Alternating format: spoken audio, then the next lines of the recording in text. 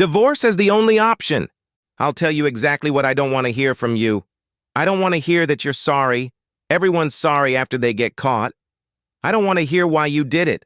I don't even want to know if it was your first affair. None of that matters to me in the slightest. What matters is that you did it. You abandoned our whole family. That's right. You cheated not only on me, but on our 4 children. They won't have a chance at a normal childhood. You cheated on both our parents. Now the kids won't have a normal grandparent-grandchild relationship. You spit on your whole family, and for what? As far as I'm concerned, you're a lying cheater, but I talked to a lawyer like you suggested, and she confirmed that what you threatened me with is likely. So my life is going to be miserable for the next 10 years. Imagine my shock when I discovered that legally it was you who ruined us, and yet I will be punished. Rick, honey, please. I didn't threaten you. That's not what I meant. You have to believe me. I was trying to rationally point out the realities of our lives. Okay, I'm a lying cheater, but do our 4 children deserve payback for my behavior? I realize the kids come first, but I guess in your world the destruction of my life is just collateral damage, and please don't call me cute. You're not entitled to that anymore. I'm just Rick. And just for laughs, I heard you telling me that I should let you continue your affair even though you're married. I have to let you do that so I don't have to be a part-time dad paying you in child support for the next 10 years. Isn't that a threat? I didn't make that point very well yesterday. I'm sorry, but it's hard for me to explain. It's not a blow to you. But he does these things to me. He makes me feel things I've never felt before. I don't love him, but I can't let him go now. Yeah, I know. And in the 15 years and 4 kids since then, I've never once heard you complain about my abilities in bed. Not once. This is all about you, not me. I know that, but please let me try to explain it better. Go ahead. I love fairy tales. Go on. He waved his hand graciously and plopped back in his chair. In the year since this whole thing started, have I ever denied you sex? Have you ever noticed the slightest decrease in my attention to the whole family? Have I ever canceled a meal with you? Is there anything you or the kids can blame me for because of my affair on the side? That's all true. But that only made him angrier because she didn't really get it. Then tell me this. If you were so good at hiding it, taking care of my needs, being a good mother and all that for our kids, why tell me now? At least I had the bliss of my ignorance. Now, you've taken even that away from me. I had to tell you, Rick, because someone close to us saw me in a compromising position, and I didn't want you to find out from the outside. I had to tell you. How noble. Who saw you with your buddy? I want to know because no one has told me anything about it, and I'd like to know who my good friend is. I'm not going to tell you that. I can't. Why not? You won't even tell me the name of your lover, so it gets even uglier. I won't tell you who saw me because it doesn't matter and it would cause you unnecessary pain. And I won't tell you who my friend is because I know you'll attack him. I can't have the father of our children in jail. They need him. With all the sarcasm he could muster. Gee, you seem to know what's best for me in every aspect of my life. So I guess I shouldn't be upset at all. Is it time to explain to me how good it will be for me to sit in the chair like a good little cuckold and watch you make love so I can wash you both when you're done? Just stop your sarcasm, Rick. It doesn't suit you, and stop acting so childish. What, such a cuckold? No, you're being childish, Kat. You mean to tell me that in the last year you both have never once laughed at me? Never once taken the many other opportunities to humiliate me? How many times have you made love to him in my bed or let him drink my booze, laughing the whole time I was out of town? Rick didn't even notice the slap that followed. It nearly knocked him off his feet, and in his anger he instinctively started to strike back. Somehow he managed not to, but he was close to it. He stood rubbing his cheek and practicing his jaw to make sure it was working. He was in a state of shock. Shocked because she'd hit him, and horrified because he'd almost hit her back. He knew it was time to leave. He had to keep his distance between them. For her part, Kat was just as stunned by his violence against the man she loved. She opened her eyes wide and covered her mouth with her hands, unable to speak. She began to cry. Everything was falling apart. This was not at all how she wanted the conversation to continue. When she came to her senses, she apologized and tried to hug Rick, but he pushed her away. "Rick, I'm so sorry. Please forgive me. I know you have no reason to believe me, but he was never there for our family and home, and none of us have ever said a word about you. I don't know if you believe me, but I can share my life. When I'm with you, it doesn't even exist. And that's right. That also means that when you're with him, me and the kids don't exist, right?" Kat lowered her head and said quietly, "Yes, Rick, that's true, but that's a good thing. I was going to say, how could you ever think I could humiliate you? But under the circumstances, I guess there's no point in arguing about it. But it's true, nothing like that ever happened. Know that I'm going to do a DNA test on the kids." Kat was about to slap him again, but he grabbed her arm and spoke threateningly. "Don't try that again. I'm trying my best to keep my composure. And frankly, what you've been doing to me all these months doesn't give you the right to be shocked by my words." "Okay, Rick, I understand, but we have to work this out somehow. My friend is out of our lives." "You mean this asshole?" It was a statement, not a question, and all the venom that had built up inside him was included in those words. "He's not an asshole, Rick. He's a good guy." "Of course he is. He's just a nice guy who makes love to other people's women. By the way, while we're on the subject, do I need to get an STD test? I mean, how many other wives is he servicing? What putrid diseases is he carrying around with him?" "Sure, you can do that if you want. But he and I have both been tested weekly since our friendship began. I insisted on it so you and I wouldn't be at risk." "That's great. I certainly don't want to hurt your feelings, but forgive me if I do it anyway. Thank you for also letting me know you were making love to him without protection. You made me wear birth control after our youngest was born until I was cut off. I know you too well, Kat. What was your plan if that bad head would get you pregnant? Just another collateral damage to my life, raising someone else's child. I seriously want to know, since I had a vasectomy. Can I expect the same speech? Look, Rick, you raise this child as your own, or I'm going to take everything you hold dear from you. Is that something I should look forward to?" "Of course not. It's never going to happen.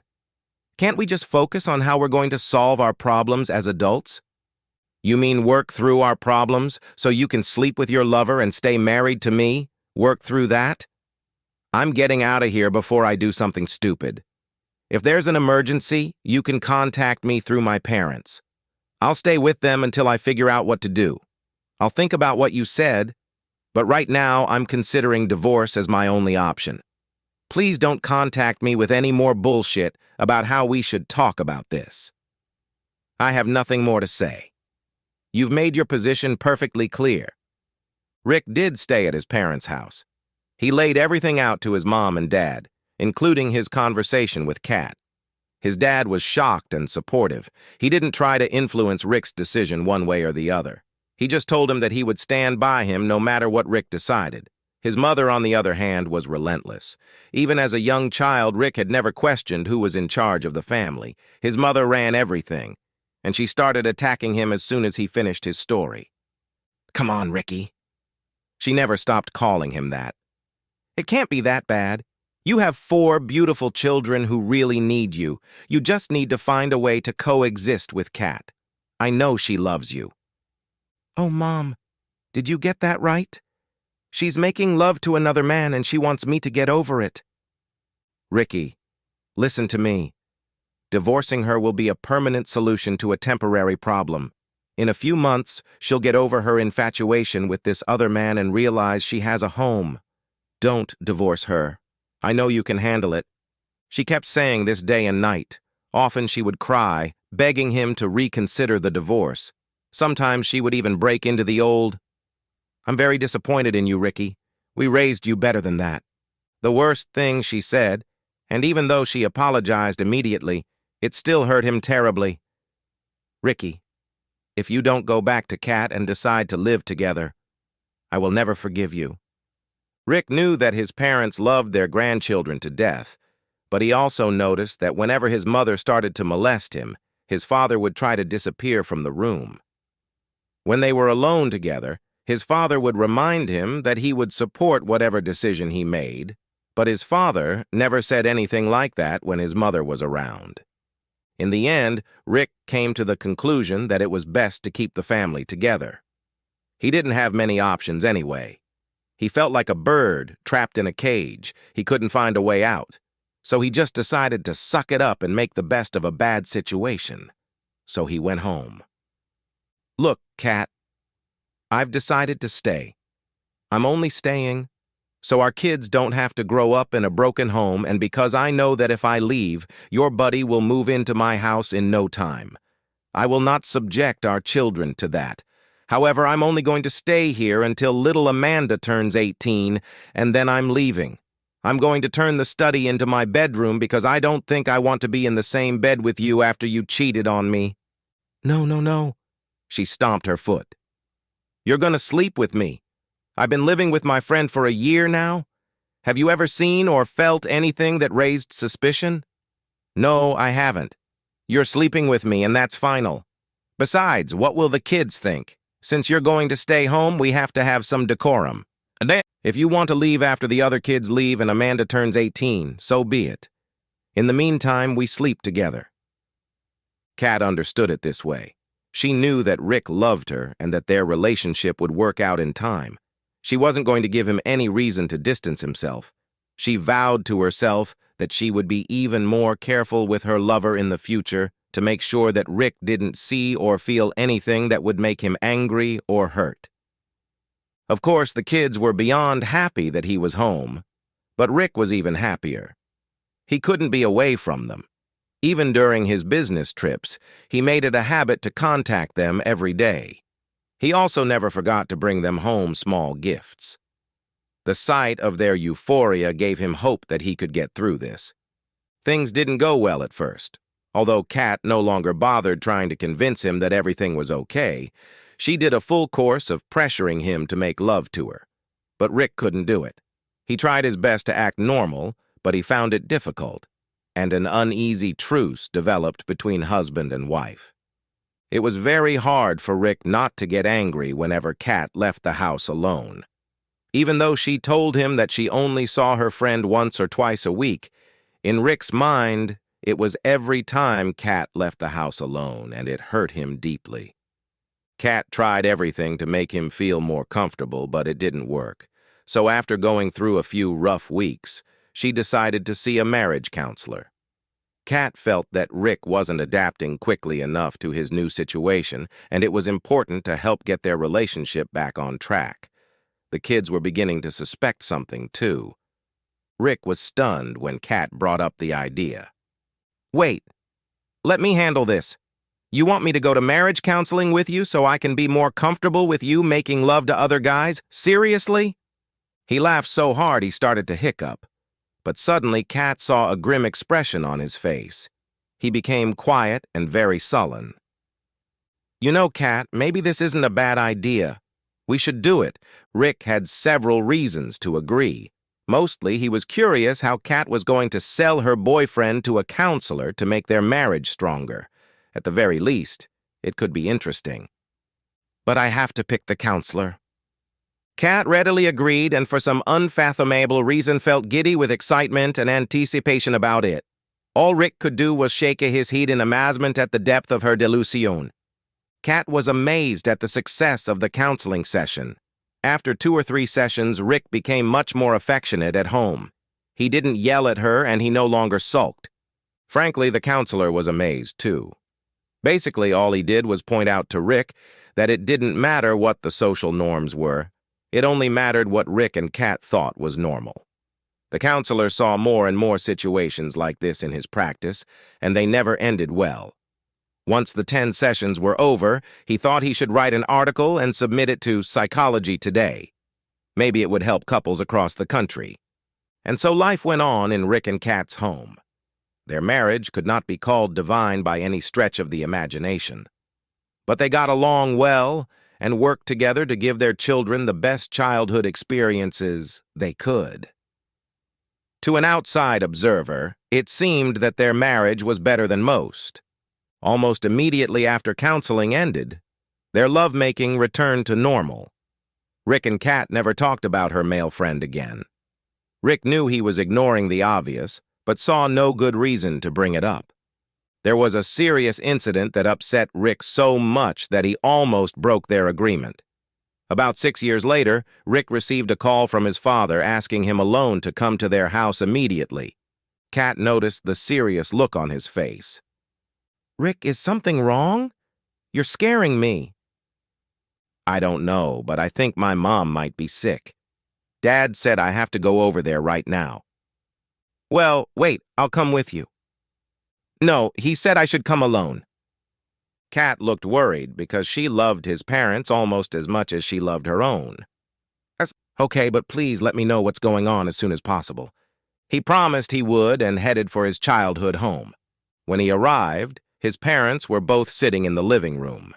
His dad looked angry, and his mom was obviously crying. This only made him more anxious. His father spoke first. "Rick, I want you to know that I only found out about this yesterday and I'm very angry with your mother." And he left the room. "What's going on, Mom?" "Ricky, I have to tell you something, and it's gonna hurt you. I never wanted this, I just wanted to keep your family together. You know I love grandchildren so much." "Just tell me, Mom. I'm the one who saw Kat with her boyfriend years ago.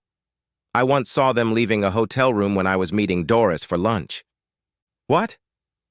And you didn't tell me about it? How could you do that to me?" "Honey, the kids were just babies. They needed both parents." Yeah. She kept talking, but he couldn't hear the rest of what she said. He was stunned. His own mother. Rick got up and left without another word. When he got home, Kat nervously peppered him with questions, but he simply said that his parents were worried about whether we had enough money to pay for all the kids' college expenses. "I told them we were working on it. They told me they would help in any way they could. They are just getting older and worried. I think that's typical of old people." "Well, thank goodness. I hope you told them not to worry anymore." Rick just nodded his head and went to the backyard. Rick's relationship with his mother was never the same. Oh, they saw each other, usually with the grandchildren and Kat, but the close relationship they had was gone forever. It was the same with his parents' marriage. His father actually left home for about a month. He was so upset about his wife's cheating. Unfortunately, his father passed away about a year after this encounter. He died a sad man, and it really bothered Rick. He had a few somber days after the funeral. To Kat's credit, she was with him every step of the way and helped him out of his depression. Rick's resolve to leave his wife began to wane. He felt strongly about it, but he realized that his wife loved him and that she was trying to be with him, so he hesitated. Their oldest left for college. The next two followed. Amanda would turn 18 in a couple more years. She had graduated from high school and was ready to go to state college. The years of raising a child, especially in high school, passed like a blur. It was around this time that his mom passed away as well. Death is a very difficult and time-consuming process. There is a saying that as an only child, the good news is that when your parents die, you don't have to argue with your siblings about anything. The bad news is that you have no siblings to share the burden with. His parents left him enough money to ensure that all the children could get a college education without being burdened with student loan debt. Looking through their papers, Rick saw a letter from his mother addressed to him and handwritten. The envelope simply read, "To Rick, after I'm gone." It was dated just 3 weeks before she died. He slipped it into his pocket and decided to read it later. Shortly after his mother's death, Rick had essentially decided to stay with Kat. The pain and anger was gone, and he felt he had a better life than most, so why rock the boat? Besides, he had seen how lonely his mother had been, and he worried that the same thing could happen to him if he left Kat. Amanda was ready to leave, and he was already starting to suffer from empty nest syndrome. Rick tossed the letter in his desk and forgot about it for a few weeks. One day, while digging through his drawer, he saw it and decided to read it. What he read shocked him. He could hardly believe it. That's the trouble. When you start being lied to, trust disappears. So you question everything. Was the content true? Or was his mother just trying to look better after her death? He decided to tear up the letter and not say a word. It would be less than a year before Amanda would turn 18 and head off to college. But he thought about the letter often, and it affected his decisions about the future. The day after Amanda left for school, Rick sat down next to Kat. "Kat, I've met with a lawyer, and I'm going to divorce you. Are you going to go to the office to sign the papers, or can I serve you? I don't want to embarrass you, but I have to move on." "But why? We've been so good all these years." "Because I don't love you, Kat, and we agreed that I would stay until Amanda turned 18. "You don't love me?" "No, Kat, and my love didn't gradually disappear. It stopped the moment you threatened me. I owe it to myself to walk away as we agreed 10 years ago. I know our paths will cross again because of children and grandchildren, so I'll be polite, but we're done." "Come on, Rick. You mean all those times we held hands? The countless times you told me how much you loved me and the lovemaking wasn't real? I know the difference between sex and love, and you made love to me." "I lied to you, Kat. It was an act. And you know why?" Kat was crying openly now. She didn't say anything, just shook her head negatively. "Because I realized something, and it hit me like a ton of bricks. You can divorce me at any time and for any reason. Why do you think I agreed to counseling? We live in a no-fault environment. You could file for divorce just because I forgot to take out the trash or forgot your birthday. What if eventually you fell in love with your boy toy? I would have become a part-time dad. You had all the power in our relationship. I couldn't take any chances, so I tried to be the best dad I could, and with you, I pretended." "I don't believe you. I know you love me. I know you do. I would never do anything like this to you." She screamed hysterically and sobbed uncontrollably. Maybe it was only now that she finally realized the true depth of her actions. "Wait, please, Rick. There's something I have to tell you. I haven't seen my boyfriend or been with anyone but you in almost 10 years. Am I supposed to believe that? That's pretty risky even for you, Kat." Rick really felt that Kat would say or do anything to get what she wanted. "I swear it's the truth, Rick. I've been a completely faithful wife to you for months after we talked." "Why and what happened? You never said anything to me." "I thought you wouldn't believe me anyway, so I didn't say anything. What happened was that as soon as I told him that now you understand our relationship, he started to change. When we were together, he started belittling you, calling you a wimpy horn player. He started telling me I should cut you off and said all kinds of perverted things when we were close. Finally, one day I got fed up and slapped him and left. I never came back. And I was never with anyone else but you." "How many times did you slap him?" "Just once. Why do you ask?" "No reason. At least he and I are the same even in that." "So you kept it to yourself all these years?" "Yes, Rick. I decided the only thing I could do was to be the best mother and wife I could be, and I thought we were good." "Well, I'm giving you this. You have been an amazing mom. I don't see how anyone could be better. And I know you will be a great grandmother. But I have to tell you that my pain is there and isn't going anywhere. I will also give you credit for trying to be a good wife. I know the closeness we had before your affair never returned, but I knew you tried and that you cared about me. Still, to me, it was never better than just two friends with benefits." "Please, Rick, you have to stay. Please don't leave me. I'll do anything you say not to lose you. Please, I'm begging you." "Okay, Kat. Then answer me one question. A few years ago, I found out it was my mother who saw you with your lover." Kat acted as if she was shocked by this discovery. "Did you ever talk to her about it?" After a meaningful pause, she replied, "No, dear. I had no idea your mother had seen me." Strange. Kat, she told me that later that day, you confronted her and threatened that, if she told me about it, she would be responsible for the destruction of our family, and that you would make sure she never saw her grandchildren again. I didn't do any of that. I don't know, Kat, but what my mom said to me is very similar to what you said 10 years ago to me. Now, the problem is, I don't believe you. I'm sorry, but there's nothing you can say that will make me stay. Anyway, it's time for me to do something for myself. I've spent all this time here for the kids, and now it's my time. Goodbye, Kat. Kat collapsed, sobbing uncontrollably, but Rick was undeterred. He walked out of his house for the last time. That same day, he began receiving angry and emotional phone calls from each of the children asking him why he had left their mother. Before answering, he asked each one a simple question. Was I a good father? They assured him that he had been a fantastic father throughout their lives. He was moved to tears by their approval of his efforts. When he got his emotions under control, he told them the unvarnished truth, including their grandmother's involvement. He pulled no punches and embellished nothing. He explained that he almost left then because he was overwhelmed with anger and shame. They understood, thanking him for staying with them. Although they maintained a relationship with their mom, they were never the same. Rick never spoke to Kat again. He even refused to be in the same room with her, except for the children's weddings and grandchildren's birthdays. Rick grew to love his independent life.